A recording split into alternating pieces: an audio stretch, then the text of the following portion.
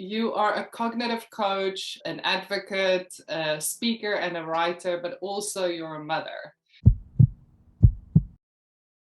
It's lovely to have you. I don't know if I missed any of the very important titles. No, I think you got the most important one. I'm a mommy. Yes, I think so. Well, that's actually why I wanted to chat to you because, as you know, we work with many parents all over the world, and parents usually want to hear from parents. And I think that's why it's so important for me to make contact and ask for practical strategies, how to help their kids. Well, I got in this field not because of my son, because I was in it before him, but I wanted to make a difference in the lives of parents, of educating them and helping them understand children that are different and that are unique and that take in information differently, unique learners. So I got into it because that's really what I wanted to do. I was just gifted with the child on the spectrum years later, Okay. I guess full circle to fully understand what exactly I was telling parents and families to do in their household. So I got into it because I really just wanted, I guess I wanted people to feel understood, especially neurodiverse people. I wanted them to feel understood because, well, I'm one of them, having ADHD and dyslexia. So I definitely felt misunderstood growing up. And I wanted to make sure that that population did not, get buried under. I think that's the most important thing for all the neurodivergent individuals that I work with. They do feel misunderstood. They feel left out sometimes, and it elicits some feelings of, anxiety or feeling uncomfortable in social situations. So I feel if we can change some of the environmental factors or the way that we engage with them, it makes a massive difference. And we can learn so much from people who think differently and uniquely. I agree. I totally agree. And I actually think about, how I navigated life just being different, and it was always out of the box. Like I just always did things differently. And I remember I got called weird a lot. Like, you're weird, you're Yeah. different. And luckily for me, I didn't see it as a negative. I was just like, okay, I guess I'm just weird. I Yeah. just operate differently. But I like the way that I think, and I like the way that other neurodiverse people think. I like the way that, neurotypical people think. Like I think it's just there's a place for everyone. So I agree. Yes, and definitely learning from each other. Mm-hmm. And staying on that topic, actually, I mean, with the ADHD and dyslexia that you said, for myself, it was also very different when I grew up having ADHD because I would bounce from one topic to another, and it was exciting for me because I was never bored, but I didn't have that many people that could keep up with it. And I think a lot of our kids go through that because they're so excited about a topic. And a child of 5 or 6 might listen to a conversation about the different planets for a little while, but then after a while they're like, okay, I want to talk about something else. And for our kids, it's different because they know everything about the planet, so they can talk to you for hours about it. And I think what you said, the collaboration, just having that bond and starting to understand a little bit more is so important. I've watched quite a few of your videos, and you always provide very practical support for parents that they can easily do at home. And that's something that I wanted to discuss with you. If you have a child, like let's say he is diagnosed or he's not diagnosed, but you think that he's a bit different than his peers, what would you say are some of the things that you can change in your environment to make it more perhaps autism friendly or sensory friendly for your child? I would say, like, if you have a child that definitely, is a little different, and you're noticing that there's some differences, but you don't necessarily have a diagnosis, or you don't want to get one, or you're not seeking one, but you're just trying to really understand how to best meet that child needs. It would be first and foremost to watch and pay attention to that child. Like, look at what they're doing, look at what is causing a sensory meltdown, look at what is causing anxiety, really pay attention. Don't just absent-mindedly keep doing the same thing over and over again. It's kind of like when you think about, if someone is saying, I don't understand something, and then the person who is explaining it just gets louder.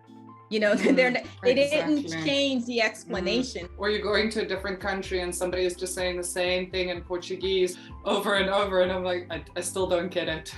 Yeah, you're saying the same thing, you're just saying it loudly, yes, which is not helpful. So think of it that way. So like, if your child is having a hard time, and if they're coming into a room and they're doing this, don't just say, why are you doing that? Like, stop, move your hand. Look at the environment. Is it too loud? Is there too much noise going on? Or there too much external input coming in? Whatever that may be. So I would really say just kind of pay attention to the child behavior and don't immediately dismiss it as just bad or negative behavior.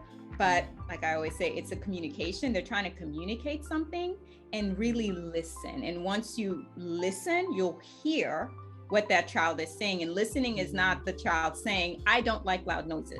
Sometimes it could be that, but other times it could just be, every time I see a loud noise, I go the other way, or I'm a seeker of loud noises, and they're constantly looking for such a thing. So just really listen and pay attention to what the child is trying to say if you think something might be going on. And then with the listening, as soon as you've established, okay, so perhaps it is a certain light, like this light is quite intense on the side here, you can then intervene and either help them change it, so work on that self-regulation, or you can show them different ways of coping in that environment. Absolutely, because sometimes, if the light is too bright, if the sound is too loud, you can turn it down. You can get different light bulbs, like there's different things that you could do. Sometimes it's just a matter of the child kind of getting used to it. So it might, even though they're 6 years old or 7 years old, and you would assume they're used to it by now, they're not, because they may have some kind of sensory issue. I think we tackle sensory because it's, most of the time I've noticed, especially with my children, sensory is like the first thing that is like, oh man, you're a seeker, or you're an avoider, or you're a craver. And because of that sensory need, you then see a behavior, and we're too busy trying to fix the behavior and not necessarily the actual need, which would be the sensory part. So really looking at, okay, how can we tame this down, or how can we make some adjustments for the child in the home to make things better. And also, I mean, that touches on the point of, working on the antecedent, working on what is going on before a behavior occurs, because once the behavior occurred, that could easily lead into a meltdown. And once we're in a meltdown phase, it's, you can't teach. When a child is that overstimulated, you have to just provide comfort and wait for another moment to actually help them before that occurs again. So that's a very important point with all of our kids, not just the sensory kids. I mean, I had definitely some sensory issues when I was younger, and I wouldn't say it was sensory processing disorder, but if somebody said, okay, we're not going to put you next to the open window so that you're always distracted. We're going to put you closer to a wall so you don't always get distracted by the wind or somebody walking past. Right. And those things, I mean, it's small things, but it really, the accommodations do make a massive difference for our kids. It does. I'll give you another example of I don't have sensory processing disorder, but I do have some sensory needs. And my sensory needs are very opposite of each other depending on what I require. So if I am reading information, if I'm trying to read a book or something, I need silence. I need complete and total silence, because if I hear the bird chirping, I'm going to start to create a whole story about birds in my head. So like, I need silence. And also I have dyslexia. So then reading the same thing over and over again, just so I can get what they're trying to say. So, for me, my sensory needs for reading or trying to get information is silence. When I have something to do, if I have to get something done, laundry, anything that I don't want to do, I need noise. Lots and lots and lots music of or noise. Music. And I am singing at the top of my lungs. I can't, not well, but I'm doing it. And I require that to move, because if I have to do a task and there's no noise, I feel like I can't move. So my sensory needs change based on what I am doing. And I see that my son, he's the identical sensory needs for me. Like if he needs to do something, he needs noise. And if he has to focus, he needs silence. Where my daughter likes noise while she's reading. And I'm like, how are you doing? This is magical. Different. Like, how are you doing this? You magical unicorn. How do you do this? Yeah, so it changes. Yeah. That's very interesting, because with our kids, usually it's exactly what you said. Usually we say, oh, he's hyposensitive or hypersensitive, but it is actually a combination, because, you know, and also according to their mood, it changes. So sometimes, you know, we might need a lot of input, and I'm very similar to you and your son, because if it's something that I don't like doing, I don't like cooking, I would need music because it distracts me from the task. I think it's more of a distraction for me, and then I don't really focus on the cooking as much. But if it is learning or reading or even just working, anything, it needs to be complete silent. But it changes as well. So certain times, if I'm feeling happier, then I can maintain a bit of music and a bit of noise. So it's also very different. It changes according to mood, according to the time of the day. So it's super important, I feel like, from what you've said, to have that sensory profile for a child and change it according to, you know, the time of day perhaps, and do the observation of your child. And that's exactly what you said. Absolutely. In different times too. And then once a parent receives, or a child receives a diagnosis, what would you say are some of the practical tips that they can do to make it easier for their child or for them at home? Are there anything that you would say is like the top 5 must-dos once you've received the diagnosis for your child? My top 5, number 1, I don't know, this isn't a do, this is a mental shift. So number 1 is acceptance. I mean, that is just by far my number 1 thing. Once it's been confirmed, you may require another one or another one or another one. It doesn't matter. But once it's been confirmed, and again, it's probably something you already knew, and you're hearing it, start working on accepting it. And accepting it doesn't necessarily mean you've given up. Accepting it doesn't mean that now, you know, you're hopeless or anything like that. Acceptance means I fully accept you for you, you know, whether it's autism, whether it's ADHD, whether it's anxiety, whatever. Like acceptance just mean this is now now I understand what I have, and I'm going to start to make the mental shift in my actions and my behavior to operate off of that level. I actually believe if you accept, everything else just kind of falls in place. I mean, that's my personal belief. So that's my number 1. That's the first and foremost thing that I'd say a parent need to do, should do. I don't tell people what to do, but if I could, that would be the thing I'd tell you. You have to do. You have to accept it. One thing you mentioned in one of the interviews was that you said your child is still the same child before the diagnosis and after the diagnosis. So it's still, you can still have the same dreams and hopes. You might have to adapt the environment, the way that you interacted first, and, you know, learn about your child and observe again. But it's the same. It's your child.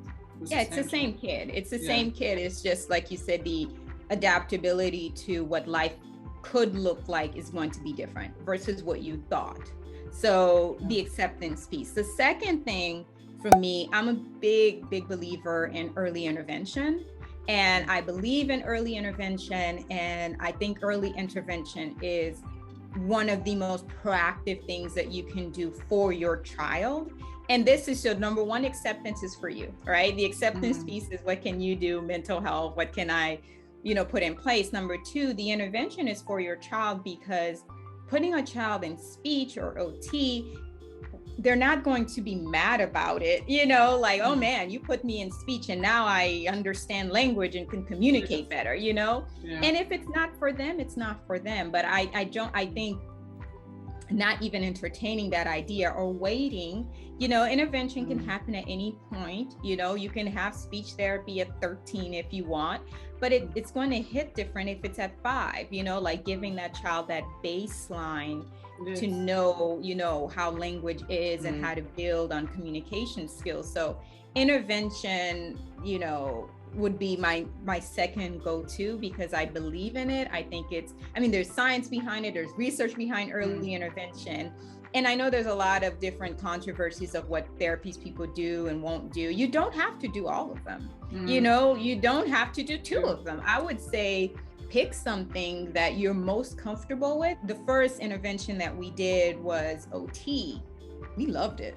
Yeah, we didn't even. Kids usually love OT. Yes. Yeah, my second one would be intervention, like early intervention. Yes, definitely. Yeah, and also trust your gut there, and your intuition as a parent. You know best. Parents always are the experts of their kids, and obviously the child too, right? So if you go into a therapy and you can see that your kid is comfortable, and it might be a little bit tricky in the beginning because it's a new person, but if they're comfortable and they're enjoying it and they want to go to therapy, and those are all the signs that we usually get with OTs. It's like they want to go and move. My third one is, I think this one's a lot harder, because even I struggled with this myself being a mom, finding your tribe, finding your people. Find people who are experiencing, going through something similar to you.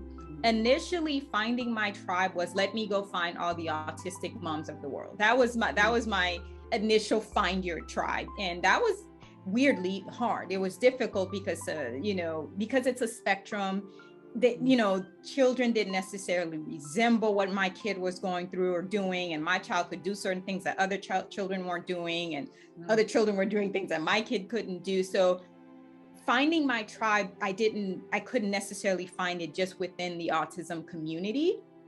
Okay. So finding your tribe doesn't mean that it's going to be with what your child was diagnosed with. Finding your tribe is finding a community of people that can identify with the struggles and what you're experiencing. I found a bigger tribe just in special needs, like not necessarily autism, but just in special needs. So I found that, oh man, I can identify with this parent. I can identify with that mom, especially developmentally as children are moving through that spectrum. And my initial mommy group, my initial mommy tribe, those kids were leaving my son behind developmentally, as they should. They're moving along the neurotypical developmental scale, and my son was not. So it was hard to be a part of that because it was a constant reminder of what my kid cannot do. So once I found special needs, community, and I found my tribe, it was like, oh, this is so nice. What? Your kid's not doing that either? That's fantastic. Mine isn't either. Like it was just, it was a nice feeling. It just felt comfortable. Yes. And it felt at home. So I would say, find your tribe. Like that would be number 3. That is such an important point, because I feel like we actually just did a video on toilet training, and sorry, I had to bring that in, but no, I get that one. And one of the things that Nanette said, she's my business partner, and she said that, parents always say, oh, my kid it was so easy to do toilet training. And they're all lying, because it's difficult for all parents to do potty training. But especially if you have a child that may be struggling with their expressive language, maybe wanting to tell you, not now, but they don't have a means to do it, and they're not yet ready for an AAC device. It's so tricky because you don't have that parent that can say, yes, I get it. But if you, and like what you said now, finding your tribe, it's so important for a parent also to have that, a bit of a relief, saying, I'm not the only one going through this, because there's so much guilt. I feel like parents are feeling so much guilt when they're thinking this is hard, and it shouldn't be like that. It should be where there should be other parents, and there are other parents that could say, yes, it is hard. Let's do this together. I tried these strategies. Why don't you use these kind of visual strategies that I still have in the cupboard? Because that's what I feel all special needs moms have. They've always got this cupboard of old material that they keep. So yes, very, very important point. Yeah, that would be my third one. And in terms of finding your tribe, you can find a tribe anywhere. You don't necessarily have it. It doesn't have to be local. It could be online. It could be virtual. It could be YouTube. I mean, your tribe can exist in all these different platforms. I would say if someone doesn't resonate well with you, and even though you're like, but are killed, just skip. Go on to, don't swipe sit there. right. Exactly. It's like a dating app. Just keep moving. Don't feel bad about yourself because this it doesn't identify with you. And you're like, but they have the same thing. It's not your tribe. So my fourth one, this is something I had to learn because this was hard. I mean, all of these have been hard for me. Like, these are my tips, but it doesn't mean that I'm like, yay, these are my tips and they're so easy to follow. All transitions are transitions. Like, all of these different things are a transition from one thing to another. No matter how long something is there, it doesn't mean that it will always be there. I had to learn this the hard way, especially, if your child, is not potty trained. This is not for everyone. Obviously, there are certain circumstances and situations that change. If your child's not potty trained at 3 or 5 or 10, it doesn't necessarily mean they won't ever be. It doesn't, it's a transition. If your child is not expressively speaking at 3 or 5 or 10, it doesn't mean that they necessarily won't expressively, have conversations or receptively understand more. All of these things are a different transition. If your child's not, sleeping through the night, my son now, he's 11 and sleeping. That's another topic for another day. We could spend hours on this one. Yes, we could. That he came into this. Yeah, he came into this world with, I'm not going to sleep. Like, that's not something I care to do. I'm not going to do it. So you're going to, you're going to be up every 2 hours. That's how he came in. Wow. And now I see, as he is transitioning, and we've worked past our sleep issues, but as we're transitioning into, those early preteen years, because he's 11, he sleeps until like 9. And I'm like, why couldn't you do this? Wow. Now you have to wake him up to tell you to make breakfast. That's funny. Like, he's sleeping so late. And it's weird because my husband and I were enjoying it because we're like, he's sleeping in so late. This is so nice, and it's a transition from where we were. I mean, we have not had sleep issues in years. So I'm not saying there hasn't been a slow transition, progressively going towards this, but we would have never imagined this. So almost all the things that you see, it's a transition. So it might seem like it's forever. It might seem like it's not going to move. It might seem like you're just going to be in this particular time forever, but you won't. Like, it's a transition, and the thing that's coming behind it, sometimes it is the most beautiful thing that comes after it, and sometimes it's worse. And that is the reality. Like, that's the reality of what we live in. Sometimes it's like, oh my goodness, this is fantastic. And sometimes it's, oh man, I want to go back to that thing. Like, I want to go back to what my child was doing before. But again, because the new negative behavior is a transition, it's moving along. Like, something else. It's another transition. That is very true. And I think parents need to hear like an authentic truth like that, because a lot of times people would say, oh, do this, and then, your child's never going to have sleep issues. They might not, but then something else might creep in, just like you said. So, and it is like that. And I had such an interesting conversation with John Elder Robison, who's an autistic author, and he's an amazing guy. And he was saying the same thing in similar words. And he said, whatever is bothering you, because I asked him, what would your advice be for a younger autistic you? And he said, whatever you're feeling now, whether it is somebody bullying you or being mean to you or not wanting to be a friend or whatever it is going to pass. And there are going to be better times, and it gets better. When you're in your 30s, it's definitely better. And I'm not saying wait for your child to be 30, but it is exactly like you said. And it's a nice way of thinking about it, because transitions as parents all our parents learn about prepping for transitions for your child. You need to prep them for a transition. You need to work through it, maybe go to a place or research a place if it's noisy before you enter it with them.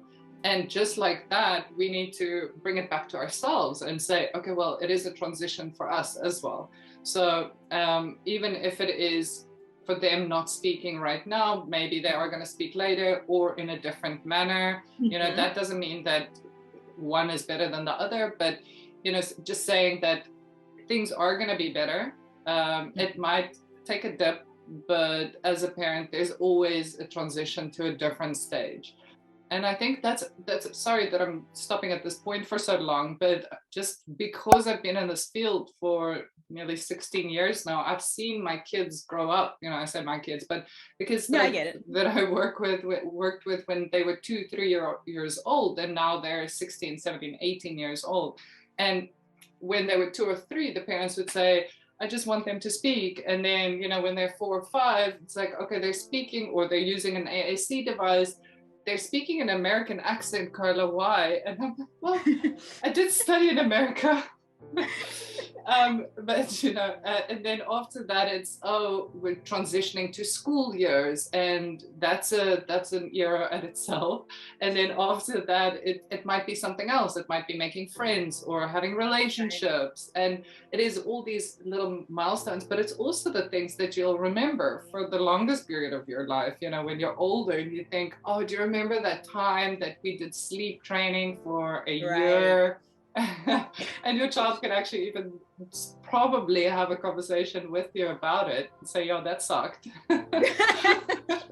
I agree. No, transitions, I think we don't do well with transitions as adults. Like, I think we're constantly saying, why won't my child transition? And why don't my child just go into this new thing very well? We don't do it well either, because we're still stuck on what was, or what looked like this before. And my daughter, she's so wonderful, because she's constantly reminding me of how she is transitioning and how she is moving. Because what I'll do is, like, I'll have, like every mother, I'll have like a particular stage in life where I just thought they were the most adorable thing ever. Cutest. And that's those are the pictures that I have on my screen, on my phone, on my this. And she's like, we're not 2 anymore. You need to get with the program. Yeah, she was like, I need an updated picture of me, because I don't look like, she's cute, but I don't look like her anymore. And I'm like, you're right. Let me transition. It's one of those things. She reminds me of why it's important to transition, and awesome. Especially developmentally delayed kids, they stay in a particular developmental stage a lot longer. Yes. And so we kind of get sucked into not transitioning. So when they're doing it, we're kind of, what's going on? Good or bad, we're just used to being in a particular stage for so long, we don't know how to transition. So good or bad, just all transition will come, and just, go with it. Very true. Go with it. And my last one would definitely be, you didn't do anything wrong. Like you did not do anything wrong. I know with my son, when I was pregnant, and I ate organically, and I worked out, and I exercised, and I did everything that I thought I should do, and I didn't eat eggs or shrimp or whatever it was that I couldn't eat. I didn't eat that. I didn't drink wine, like whatever all the recommended things. I'm like, I'm not going to do this because I don't want to harm my child.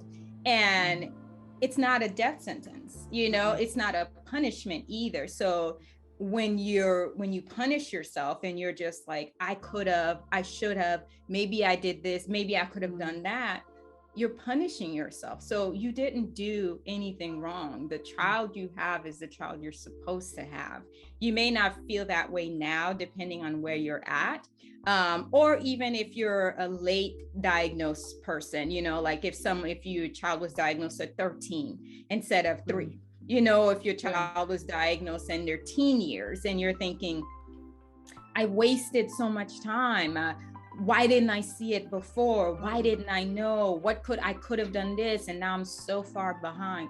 You didn't do anything wrong. You did not do anything wrong. You did what you could have done with the information you were given.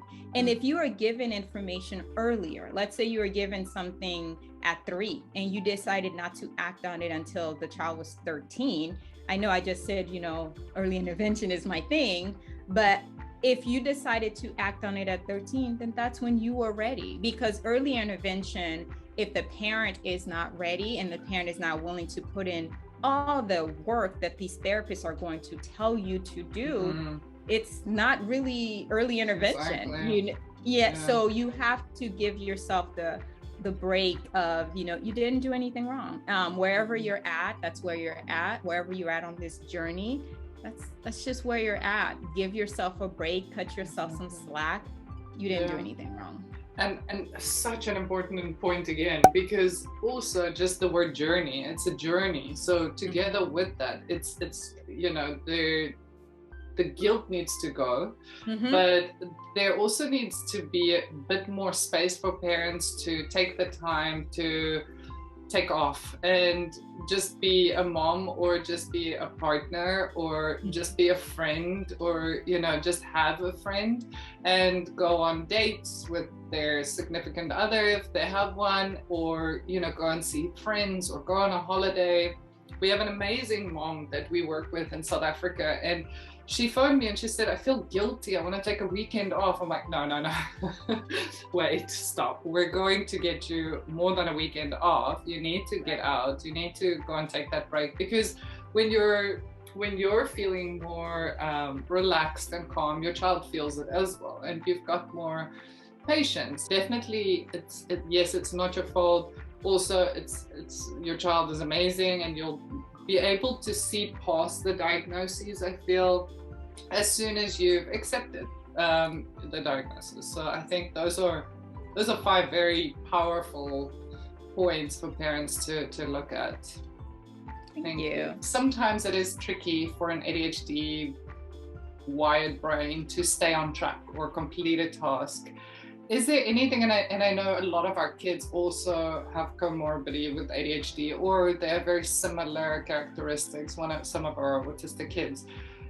Is there anything that you would say could help with that? So for a kid to complete a task, what would you say is some important things or practical things that parents can do for their kids if they want to finish a homework assignment, or they need to do their chores? Something like that. Checklists, schedules to do. I love checklists because I feel accomplished with them. I feel like, because there'll be 2 things on my checklist and it will take me the whole day. It will take me the whole, and you know this, Yes. this like that we live. You're waiting. I'm waiting for the interview at 5 p.m. and I'm not doing anything until 5 p.m. Because you cannot move before 5 p.m. So Exactly. So checklists and schedules and to do an agenda. I mean, I live by those things. As a child, I was not diagnosed, it was later on into adulthood, but as a child, I used to get these bursts of energy of like, I can do everything and I'm going to do everything and I'm just going to go. And then I'd have the next day of, I can't do anything. I don't want to do anything, but I need to do something, like just this. And I didn't know why. I didn't understand it. The coping mechanism I came up with was I became an overachiever, because if I could overachieve, the days of my lows wouldn't matter. Exactly. Because I was always at a high level of functioning. Yes. So it was just super easy for me to cope that way. That was my coping mechanism. And going from the one extreme to the other. Because that's my brain. There's no in between.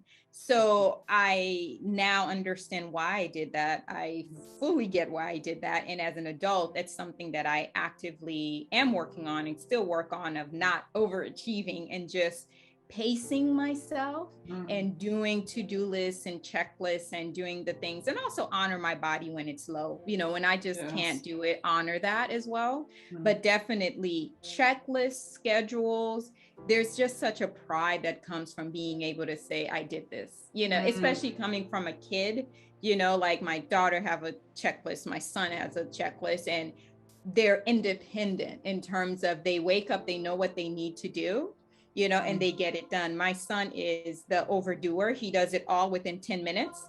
So then his whole day could be free. That's a very smart strategy. That's his strategy. My daughter wants to draw this out, you know, and then she's like complaining about it. I'm like, if you spent 10 minutes, you would have been done by now. Yeah.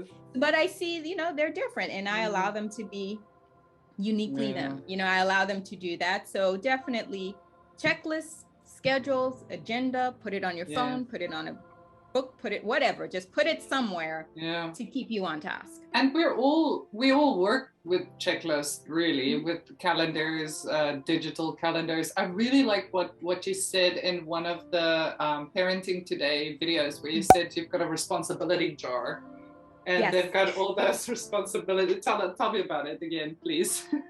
Yeah, so my response, that's so funny, because let's see if I can reach this. So this is like my daughter's responsibility jar. So I don't just say it, I practice it.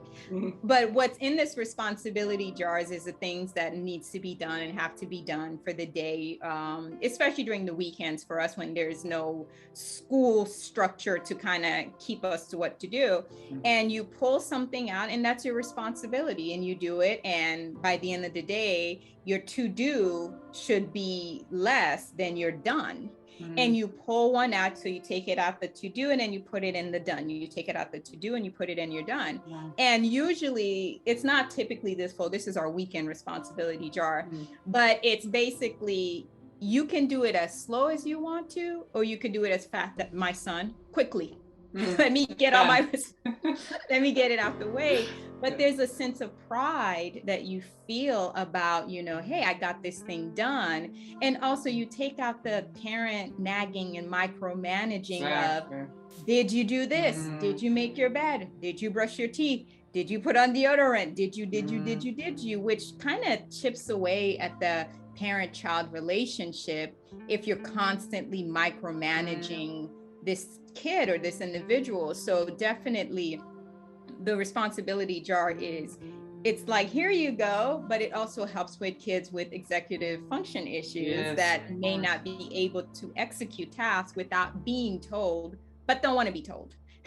So it's like you're telling them what to do without telling them what to do. It's such a good idea, because you can change it according to the child and according to the task. So you can even make it like, the red ones are must-dos, the green ones are maybes. Yeah, ooh, I like that.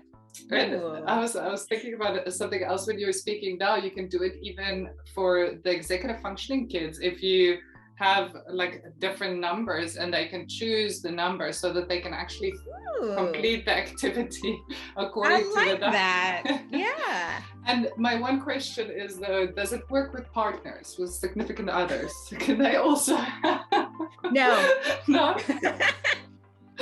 We can't start this. Can we do an experiment? No. You can try and let me know, but my husband and I, we've been together 19 years, and he's not gonna like it. But you try it out, and I'm gonna try it. I'll try it. I'll get back to you on that. Those are actually really, really good points. I'm going to leave a link to the videos that you have on your website and some of the really good advice that you have for parents. But is there anything else, Bea, that you wanted to mention, or did we cover far and wide today? I think we covered far and wide. I always want to give parents a break and say that, you know, if you seek my services, if you contact me, I do not judge. I am just as imperfect as you may think that you are. And I'm an expert, I'm a parent, but most importantly, I'm a human being taking space on this planet. And, you know, my fee for taking space is to educate others. Like, that is just kind of, or what I think I owe to this planet, is to help other people, other individuals, you know, with no judgment. I have no desire or need to judge you, whatever it is that you've experienced or you're experiencing. I've had some level of it, sometimes worse, sometimes better. It depends on just the situation. So never any judgment, but most importantly, you know, if it's not with me or with Carla or with whomever that is out there that you would like guidance, just know that most of us who are doing this, there is this deeper need to help than there is to judge. So because we're fueled by the desire to help, mostly because we wanted help, you know, like we wanted someone to help us, there's no judgment. So seek, you know, resources that's going to help your child be the best version of themselves, because we have no desire to change children. I adore my kids. I think they're perfectly imperfect. But I do have all of us.